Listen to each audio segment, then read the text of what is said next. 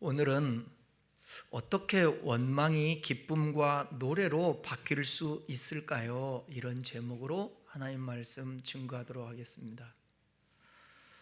여러분, 우리가 예수 믿는다고 해서 항상 좋을 수는 없잖아요. 성경은 기뻐하라고 얘기하고 감사하라고 얘기하고 새 노래로 여호와를 찬양하라 말씀하지만, 그렇지만 우리가 살아가는 삶의 현장을 보면 항상 기쁠 수도 없고 좋을 수도 없고, 이 고난과 삶의 어떤 희노애락이 이게 항상 같이 우리의 삶 속에서 경험되는 것을 볼 수가 있습니다. 근데 문제는 뭐냐면, 예수 믿고 신앙생활 하는데 첫째로는 이해가 안 가는 부분들이 많이 있어요. 내 수준에 따라서 어떤 부분은 이해가 가는데, 어떤 부분은 왜 예수를 믿고 하나님을 섬기는데 이런 일이 일어날 수 있을까 하며 이해가 안 갈 수도 있어요. 그럼 어떻게 그런 부분들을 해결해야 되나? 어떤 사람은 예수 잘 믿다가 이해가 안 가면 왜 나에게 이런 일이 벌어지지? 왜 하나님은 좋으신 하나님이라고 말씀하시고 축복의 하나님이라고 말씀하시면서 왜 하나님은 침묵하시고 나에게 아무런 역사도 안 해주시는 것 같지? 그렇게 원망을 하다가 주님을 떠나는 사람이 여러분 주변에 보십시오. 되게 많습니다. 그것은 하나님의 문제가 아니라 하나님에 대한 이해의 문제고 우리의 신앙의 문제인 거예요. 근데 오늘 본문에 등장하는 이 하박국이라는 사람은 원망과 어떤 하나님에 대한 의문, 의심, 회의, 그런 질문이 나중에는 바뀌어서 기쁨과 노래로 달라졌다라는 거예요. 그러니까 문제는 뭐냐면, 우리가 하나님에 대한 이해, 성경에 대한 이해, 어떻게 신앙을 인식하는가, 그것이 매우 중요한 것입니다. 제가 C.S. 루이스가 얘기했던 고난은 하나님의 확성기, 다시 말하면 고통이 다가오는 것은 숙명적이지만, 여기 있으신 분들 누구나 다 마찬가지지만 고통이 다가오는 건 숙명적이지 않아요? 그러나 거기에 대해서 반응하는 것은 반응하는 것은 우리의 선택이다. 그러니까 여러분, 어떤 일이 있어도 믿음으로 반응할 수 있기를 바랍니다. 나의 알량하고 부족한 지식으로 단정을 하면 안 된다고요. 하나님은 이렇다, 나는 이렇다 단정하지 마시고 우리의 생각이라는 것을 확장시켜야 돼요. 그러니까 이해력을 많이 가져야 돼. 그러면 자꾸 듣는 훈련을 해야 되고 경청을 해야 되고 많이 성경도 보고 책도 보고 이해를 가져야 돼요. 여러분, 이분법적인 사고, 선악을 구별을 하면서 이러한 사고들, 그런 사고는 우리를 확증 편향적으로 빠지게 만들 수 있어요. 하나님은 때로는 악을 가지고 그 악을 선용하시는 하나님도 되시다고.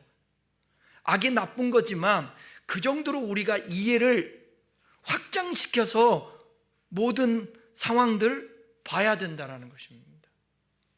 그리고 단순하게 잘나서 지금만 보지 말고 통으로 전체를 봐야 되고, 우리의 육신의 삶만 보지 말고 영혼을 봐야 되고, 시작과 끝을 다 봐야 돼요. 한 부분만 보면 이해가 안 가니까 도중에 하차하게 되고 원망과 불평하게 된다라는 거죠. 신앙에는 과정이 있습니다. 하나님과 대면하는 시기를 거치지 않으면 신앙은 다 자라지 않아요. 그 하나님을 대면하려고 하면 인간의 필요에 의해서 찾아야 되거든요. 주님이 찾아오시기도 하지만 나를 사랑하는 자가, 나의 사랑을 입고 나를 간절히 찾는 자가 나를 만날 것이다. 너는 여호와를 만날 만한 때에 찾아라. 우리가 찾는 것입니다. 사모하는 것입니다. 갈망하는 것입니다. 마치 종이 상전의 손을 보듯이, 여종이 주인의 손을 보듯이 그 사모함이 필요한 거예요. 우리의 신앙 가운데 하나님에 대해 알지도 못하고 우리의 현실에서 일어나는 일들은 잘 해석이 안 돼요. 성경을 잘 알아야, 하나님을 알아야 해석할 수 있다고요. 그래서 하나님은 하나님 자신을 찾을 수밖에 없도록 우리를 막다른 길로 때로는 인도하시기도 한다는 것입니다. 거기서 우리는 하나님께 질문하게 되고, 그때 하나님께서 자신을 계시하시고 우리에게 일어난 일들을 이해하게 하십니다. 그리고 인간의 유한함을 깨닫고 하나님의 인도함 받기를 수용하는 거예요. 오늘 본문에 등장하는 하박국 선지자도 이러한 과정을 겪었던 사람입니다. 하박국이라는 이름의 뜻은, 하박국의 이름의 뜻이 있어요. 그 뜻은 뭐냐? 어떤 문제를 품고 씨름하는 사람. 어떤 문제를 품고 씨름하는 사람. 믿음의 사람도 문제가 있습니다. 성경에 나와 있는 모든 믿음의 사람, 믿음의 사람이 성경에 등장하는 게 어디죠? 신약 성경? 믿음은 바라는 것들의 실상이에요 얘기하면서 쭉 믿음의 사람들이 나오잖아요. 히브리서 나오냐, 히브리서. 그 히브리서에 등장하는 수많은 사람들을 다 봐도 그들의 삶에 다 문제가 있었다. 하나님 앞에 질문할 수밖에 없는 상황, 원망의 상황이 있었다라는 것입니다. 그런데 슬픔이 변하여 춤이 되는 거예요. 저녁에는 울음이 기숙할지라도 아침에는 기쁨이 오리로다. 삶이라는 게 그런 것입니다. 그러니까 중간에 그냥 내 생각 안에서 하나님 없어, 원망하고 불평하다 떠나면 안 된다라는 것입니다. 하박국의 고백의 변화의 과정을 한번 보겠습니다. 오늘 읽었던 본문인데 2절에서 4절까지 한번 천천히 새기면서 한번 읽어볼까요? 지금 하박국의 상황이에요. 하나님 앞에 묻는. 읽을게요. 여호와여, 내가 부르짖어도 주께서 듣지 아니하시니 어느 때까지니? 내가 강포로 말미암아 외쳐도 주께서 구원하지 아니하시네. 여기 보세요. 부르짖어도 듣지 않아요. 그리고 외쳐도 구원하지도 않아요. 얼마나 답답하겠어요. 3절. 어찌하여 내가 내게 죄악을 보게 하시며 패역을 눈으로 보게 하시나이까? 겁탈과 강포가 내 앞에 있고 변론과 분쟁이 일어났나요? 기도해도 여기 나와요. 어찌하여. 우리도 그러잖아요. 하나님 어째서요? 왜요? 어찌하여 하나님? 하박국도 그래요. 4절. 이러므로 율법이 해이하고 정의가 전혀 시행되지 못하오니 이는 악인이 의인을 애워싸므로 정의가 굽게 행하였음이니이다. 아니, 왜 하나님은 악인들이 의인을 애워싸도 가만히 있냐 말이에요. 정의는 전혀 시행되지도 않고 있어요. 율법은 완전히 해이해져 있고요. 도대체 하나님 뭐하고 계시냐고요? 이렇게 묻는 것입니다. 그런데 하박국서가 1장, 2장, 3장으로 되어 있는데 1장의 시작을 이렇게 원망하지만 3장의 말미에서는 이렇게 고백을 해요. 하박국 3장 17절에서 19절. 우리 암송하고 아는 말씀에 한번 읽어봐요.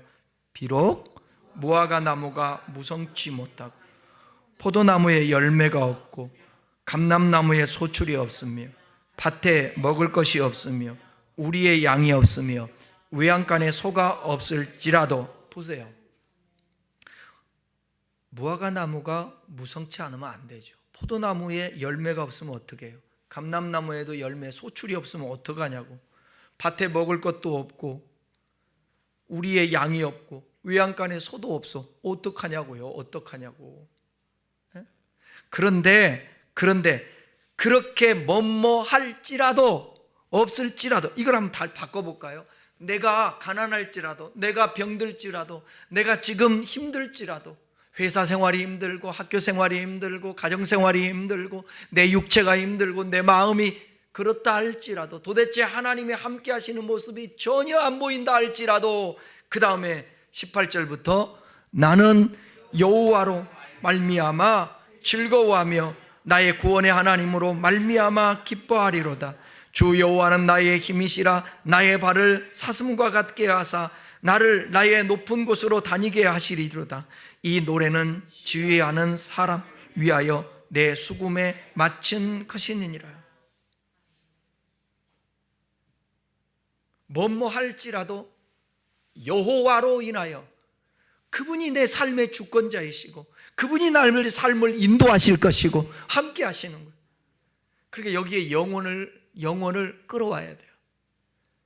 어떨 때는 여러분 의인이 죽어요. 이 세상에서 완전한 응답도 받지도 못하고 억울하게 죽기도 해요. 그건 어떻게 우리가 이해하고 해석할 수 있겠습니까? 왜 신앙으로 살고 열심히 사는데 왜 망하냐고요.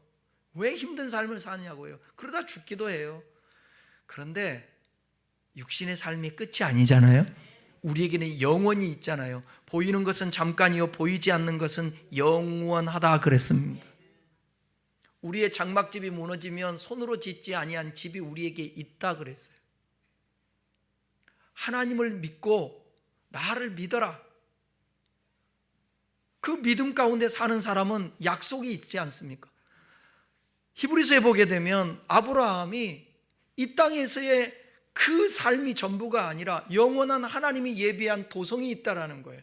그것을 믿고 오늘을 살아낸 것입니다. 그래서 버틸 수 있었다라는 것입니다.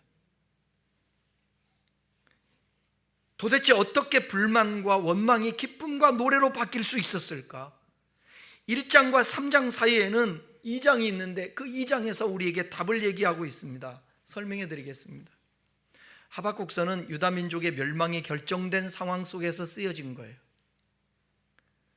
유다가 망한다, 이 결정이 됐다고. 그 상황 속에 쓰여진 건데 아직 하박국은 그걸 완전히 이해를 못해요.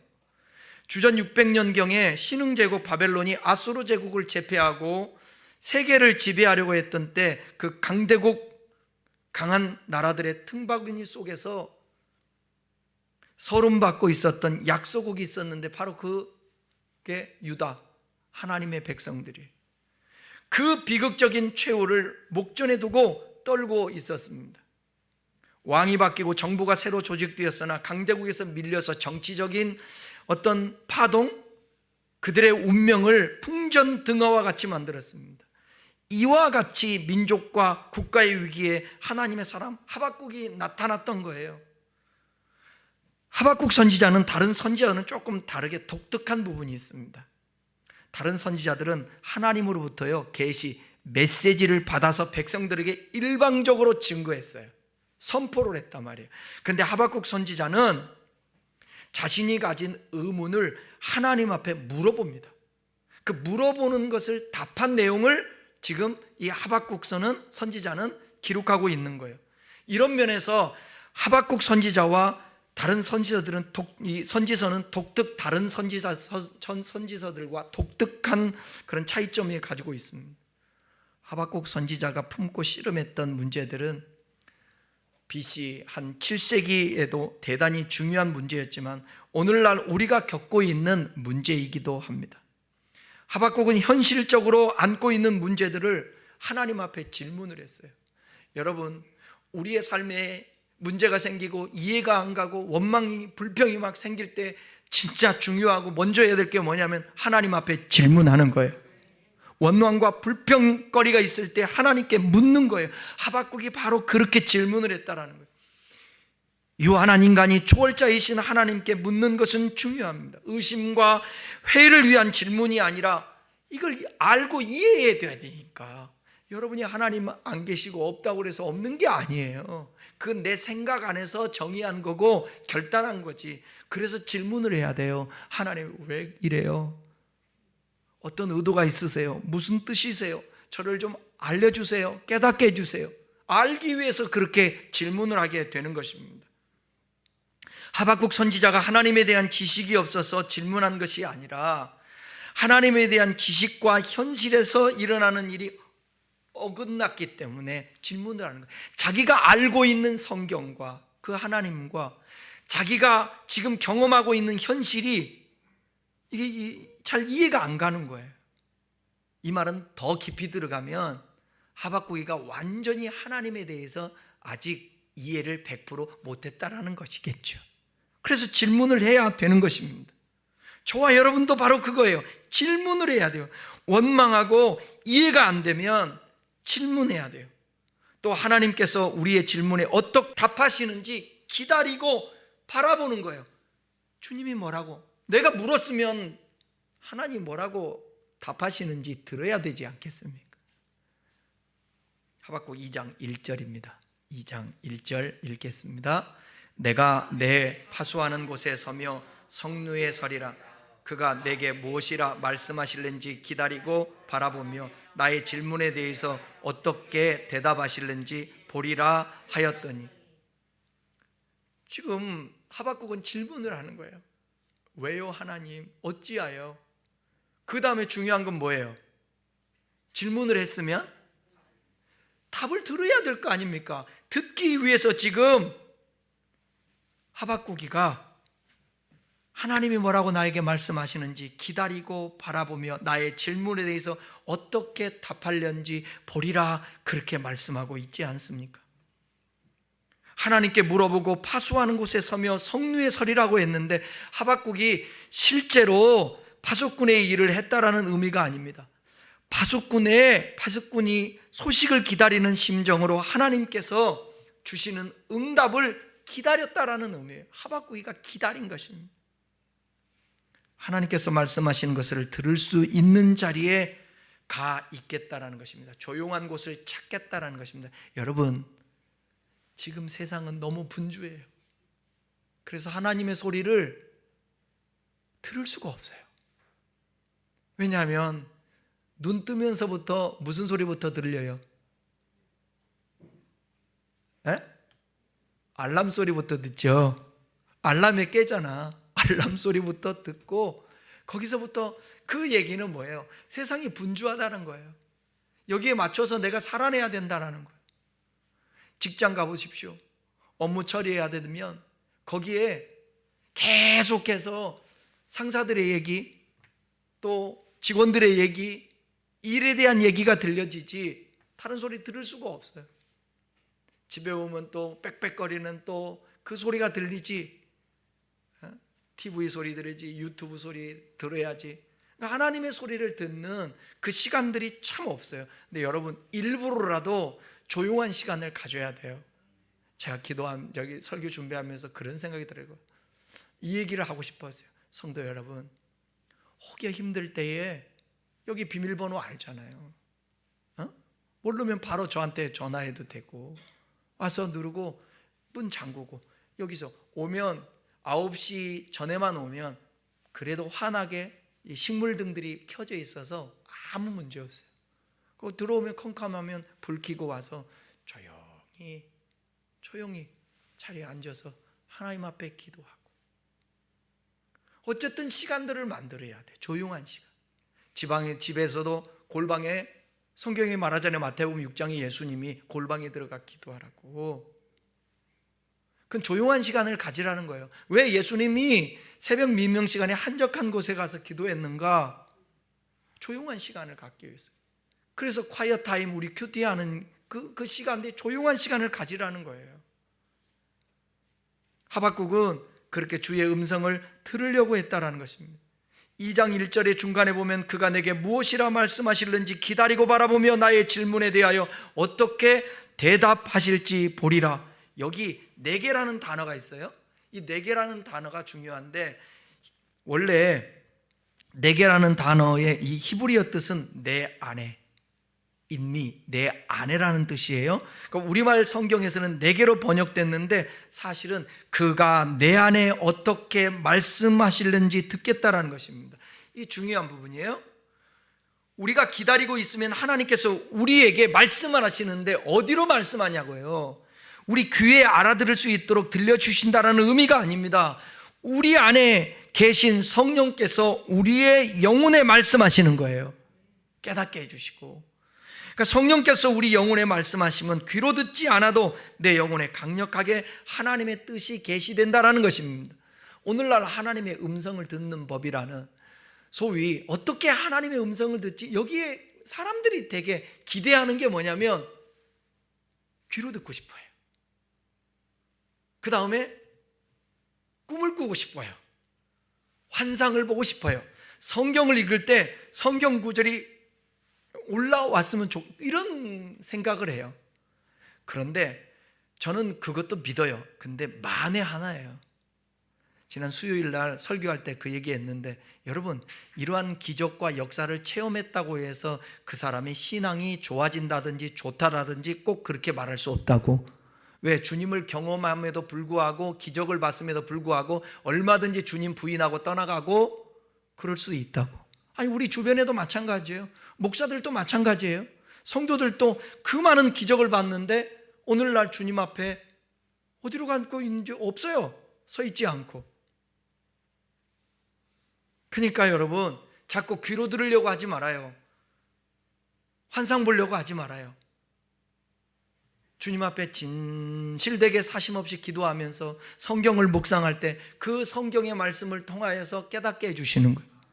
특별히 이런 것 저는 응답으로 보지 않아요. 갑자기 성경 보다가 어느 구절 있잖아. 구절. 하나님 왼쪽으로 가야 해요? 동쪽으로 가야 돼요? 이렇게 기도를 했는데 성경 보다가 갑자기 우편강도가 나오는 거예요. 예수님이 십자가에 못 박혀 돌아가실 때 내가 오른쪽 갈까 왼쪽 갈까 했는데 하나님이 오늘 성경 보니까 우편강도 오른쪽 나왔으니까 오른쪽인가 보다, 이렇게 해석하면 안 된다는 거예요. 성경은 그때의 상황, 왜 예수님이 이 말씀을 하셨고 성경에 왜 선지자들이 이 말씀을 했, 그 정황을 이해하고, 아, 이럴 때 이렇게 말씀하시고 이렇게 하나님이 하시는구나, 그걸 이해한 것을, 그것을 마음에 담아 그것을 분별하면서 하나님의 음성으로 생각이 날 때에 그게 하나님의 뜻이다, 이렇게 봐야 되는 거지 문자적으로 보면 안 되는 것입니다. 그런 사람들은 대부분 이렇게 하죠. 이렇게 해가지고 성경을, 베냐민이 왜 나오냐? 아, 이건 또 왜 나와? 자기가 원할 때까지 찾는 거예요. 이거는 미신이지 이거는 절대 기독교 신앙이 아니에요. 음성은 하나님의 말씀을 통한 그 기준 토대 안에서 이 속에서 들려요. 그러니까 성경을 많이 보라는 얘기, 그리고 설교를 제대로 듣고 확증 편향적인 극단적인 근본주의자들의 얘기를, 성경 해석을 들으면 안 되고 극진보주의자들의 성경 해석을 들으면 안 되는 것입니다. 성경은 성경대로 우리가 이해하고 해석해서 그것을 통해서 하나님의 음성을 들어야 되는 것입니다. 기다림에는 기다리는 것과 동시에 뭐가 있을까요? 기대가 있어요. 기대. 기다림을 초조함으로 할 것인지 설레임으로 할 것인지 자신이 선택하는 것입니다. 본문의 하박국 선지자는 하나님의 백성을 심판하는 도구가 왜 자신들보다 더 악한 바벨론인지 이해할 수가 없었어요. 그래서 하나님께 질문하고 기다리고 있는데 하나님께서는 묵시는 반드시 정한 때에 응할 것이니, 비록, 다 같이 따라해 보십시다. 비록 더딜지라도 기다리라. 네, 우리도 말씀을 붙잡고 기도하지만 응답이 더뎌서 기다리지 못하고 포기하고 싶을 때가 있습니다. 그런데 성경은 이렇게 말합니다. 베드로후서 3장 9절을 읽어보겠습니다. 주의 약속은 어떤 이들이 더디다고 생각하는 것 같이 더딘 것이 아니라. 보세요. 우리의 시간에서, 개념에서 보게 되면 약속이 왜 이루어지지 않고 응답하지, 더디지만, 여러분, 하나님의 시각에서는 과거, 현재, 미래가 있을까요? 없을까요? 에? 없어요. 왜냐하면 그분은 전능하셔서 이렇게 보잖아요. 이렇게 다 안다고요.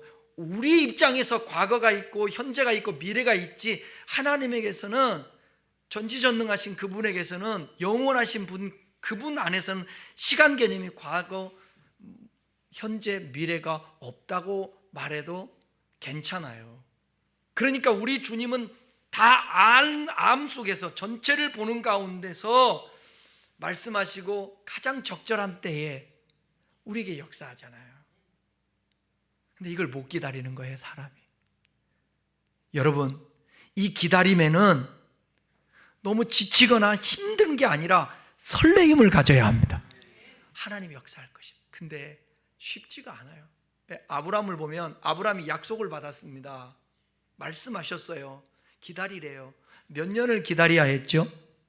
25년을 기다려. 75세에 약속을 받고 100세의 아들을 낳으니까 25년을 기다려야 돼요. 25년. 근데 그날을 말하지 않았어요. 25년 후에 줄게. 아니야, 그냥 기다려. 근데 조급한 거예요. 답답한 거예요. 그래서 그가 잘못한 게 뭐죠? 이스마엘을 낳잖아요. 잘못했어요. 못 참았던 거예요.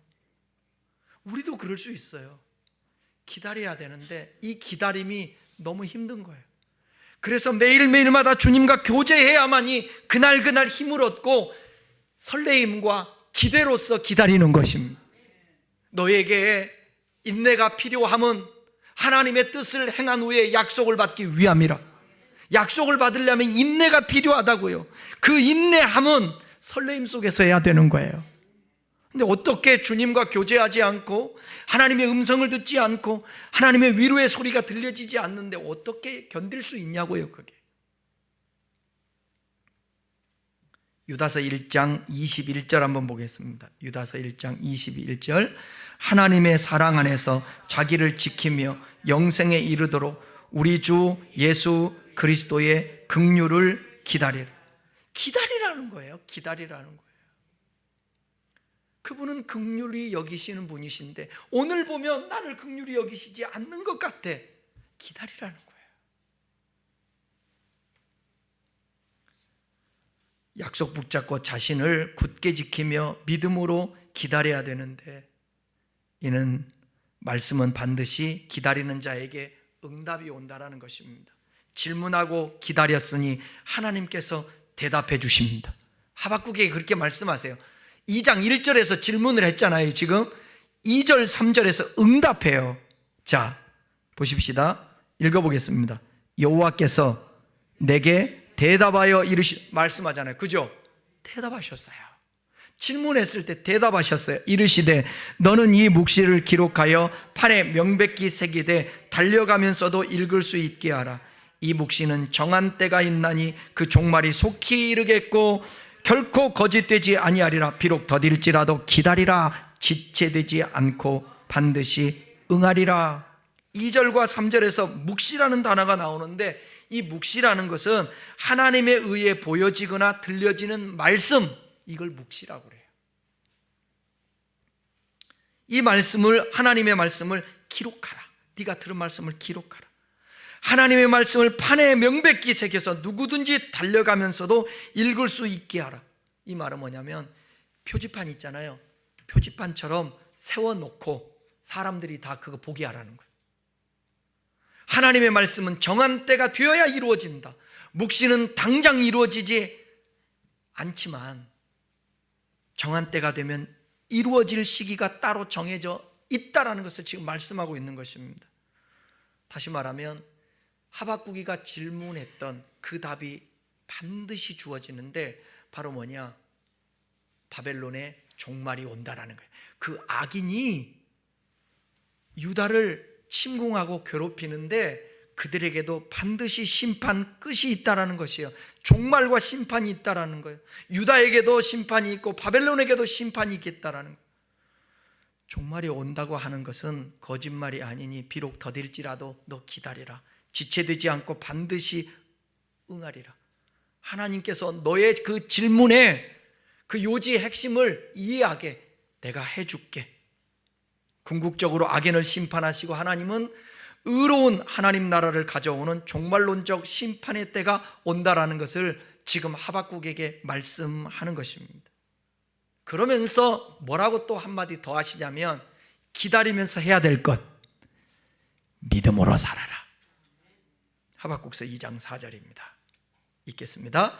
보라, 그의 마음은 교만하며 그 속에서 정직하지 못하나 의인은 그의 믿음으로 말미암아 살려. 의인은 믿음으로 사는 것입니다. 악인하고 구분되는 게 바로 그거예요. 우리는 믿음으로 사는 사람들인 것입니다. 믿음은요, 바라는 것들의 실상이고요, 보지 못하는 것들의 증거인 것입니다. 믿음이라는 것은 때로는 보이지 않아요. 믿음이라는 건 잡히지 않아요. 믿음이란 들리지 않아요. 그런데 약속의 말씀이 그게 이 안에서 믿어질 때에 보는 것처럼 여기고 들리는 것처럼 여기고 만지는 것처럼 여기면서 살아가는 것입니다. 그러니까 성경에 보면 가난한 자 같으나 부유한 자다. 이거 어떻게 해요? 여러분, 나는 가난함 지금 없어요. 지금 호주머니에 돈이 USB 하나 있네. 돈이 없단 말이에요. 없는데 가난하잖아요. 이 가난한데 어떻게 부유하게 사냐고요. 가난한 자 같으나 부유한 자다. 이거는 내가 없는데 이게 있다고 여기는 거예요. 이 USB에 이게 들어있다라고 믿는 거예요. 이거. 그 믿음 없이는 여러분 못 살아요. 살 수가 없어요. 바벨론의 교만과 정직하지 못함으로 인한 궁극적 멸망과 그 종말의 때에 하나님의 심판을 받게 될 악인과 구원받은 자의 상반된 삶의 방식을 대조해서 말씀한 것입니다. 그러니까 우리는 어떤 상황에도 오늘 믿음으로 살아내야 되는 것입니다. 바벨론은 하나님께서 주신 능력을 남용해요. 오용해서 이웃 나라들을 지나치게 괴롭혀요. 잔인하게 학대하며 하나님을 향하여서도 그 마음을 낮추지 않고 교만을 해요. 하나님이 기다리고 있는 거예요. 그들을 심판하려고. 그들은 정직하지 못합니다. 옳지 못합니다. 다른 나라를 침략합니다.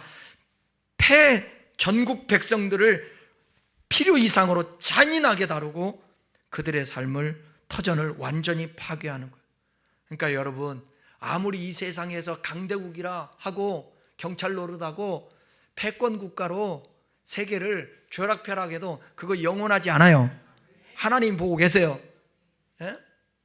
하나님 나라, 킹덤 오브 갓, 하나님 나라에 여러분 덤의 킹이에요. 이 모든 삶의 킹은 누구냐? 하나님이세요. 사람이, 대통령이, 무슨 어떤 사무총장이, 지도자가 아니요. 킹은 오직 성경은 하나님이라고 말씀하고 있어요. 그래서 그분의 뜻을 받들어 살아내야 되는 거예요. 바벨론은 지금 악한 겁니다. 나중에 페르시아도 마찬가지예요. 악해요. 헬라도 마찬가지예요. 로마도 마찬가지예요. 악해요. 세상이 만들어낸 그런 나라들은 악해요. 다 망해요. 영국 마찬가지 아니에요? 미국이 영원히 갑니까? 중국이 영원히 갑니까? 아니에요. 마치 일본이 우리나라를 강탈하고 무자비하게 고통을 주었듯이 지금 바벨론을 통해서 유다는 고통을 당하고 있습니다. 그러나 의인은 믿음으로 살아야 한다라는 거예요. 우리의 믿음의 선진들이 그렇게 살았어요. 네? 일제강점기 때, 6.25 때, 그 어려운 민주화 시기 때에 믿음으로 살았어요. 기독교인들이. 근데 요즘 세상은 기독교인들이 믿음으로 사는 게 아니라 주장으로 사는 것 같아요. 자기가 옳다고. 하나님의 말씀 붙들고 정말 기도하면서 그렇게 살아야 되는데 내 뜻이 맞다고 선동되어서 주장해요. 막. 밖에 나가서. 어제도 보니까 광주에서 탄핵 반대, 탄핵 찬성, 서로 간에 싸우고 있어요. 이게 기독교인들이에요. 지금 문제예요. 여러분. 그럼 누가 옳아요? 하나님 애매하잖아요. 둘 다 틀려요. 하나님이 뭐라고 말씀하시는지 기다리고 그 음성을 듣고 내게 주어진 자리에서 선을 행하고 내 이웃을 사랑하고 아픔을 닦고 있는 사람들을 위로해주고 격려해주고 내 호주머니를 털 줄 알고 환경을 파괴하지 않고 소망을 선포하고, 이게 하나님의 뜻 아니겠습니까? 길거리로 지금 쏟아져 나가서 무슨 유익이 있냐고요. 이때 하나님 앞에 판단을 맡기는 것입니다. 하박국이가 그 음성을 듣게 된 거예요. 그러니까 이게 신이 나게 된 거예요. 환경은 전혀 바뀌지 않았는데 주의 음성이 들려지니까. 여러분, 이 한마디 생각해 보세요. 하박국의 지금 2장 4절에 나와 있는 오직 의인은 믿음으로 말미암아 살리라, 이 말씀을 누가 인용을 해서 신약 성경에 위대하게 사용하죠? 사도 바울이. 로마서에 나와요. 갈라디아서에서 나와요. 히브리서에도 나와요. 의인은 믿음으로 말미암아 살리라. 동일한 거예요. 동일한 거예요. 구약시대의 사람들이나 신약시대의 사람이나 지금이나 모두 다 우리는 믿음에 의한 삶을 사는 것입니다. 믿음으로 사는 것이에요. 말씀을 마치겠습니다. 우리의 눈으로 보는 것이 진짜가 아닙니다. 우리의 귀에 들리는 것이 진짜가 아닙니다. 보이지 않아도 들리지 않아도 영적으로 진짜와 가짜를 분별할 줄 알아야 되는데, 하나님의 시간을 기다릴 줄 알고, 지금 악인이 형통하고 세상이 그들의 손에 움직인다 할지라도 전혀 흔들려서는 안 돼요. 여호와를 경외하며 믿음으로 살아가야 되는 것입니다. 하나님의 말씀인 성경을 읽고 듣고 행함으로 하나님 나라를 이루어가는 거예요. 지금은 혼란과 어둠으로 덮여 있다 할지라도 언젠가는 이 혼란과 어둠이 물러가고 하나님이 다스리는 밝고 희망찬 내일이 온다라는 사실을 우리가 믿음으로 기대하며 살아내는 것입니다. 세상 소리에 현혹되지 마십시오. 동창회 가면 너는 노후 준비해 놨니? 동창회 가면 너의 자식은 별소리 다 하는데 격려하는 소리는 하나도 없어. 동창회 가면 뭔 소리만 하는 거예요?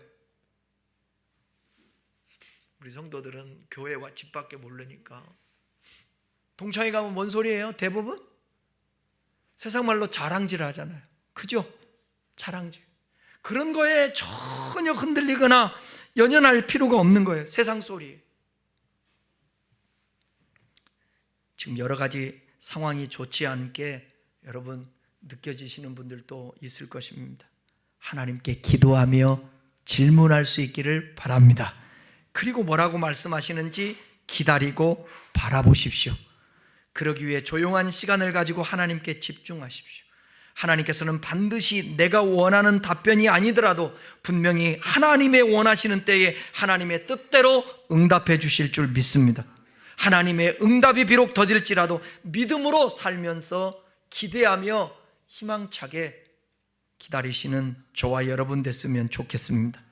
하나님은 당신의 사람들을 기다림이라는 용광로에 던져 타오르게 하신 후에 결국은 녹아지게 하신다는 것입니다. 기다림은 하나님의 사람다운 새로운 사람으로 변화시키는 것입니다. 바로 하박국이 그러한 사람. 어찌하여 왜요? 그랬던 이 하박국이 나중에는 뭐뭐 할지라도 여호와를 찬양하고 노래할 것이라고 고백을 했습니다. 아브라함은 25년, 모세는 40년, 야곱은 21년, 요셉은 13년, 욥은 헤아릴 수 없는 그 고통 가운데서도 다 인내를 배웠다라는 것입니다. 하박국처럼 저와 여러분들도 그 인내를 통하여 주의 음성을 들음으로 기뻐하며 노래할 수 있는 그 놀라운 고백이 되어질 수 있기를 주님의 이름으로 축원합니다. 기도하겠습니다.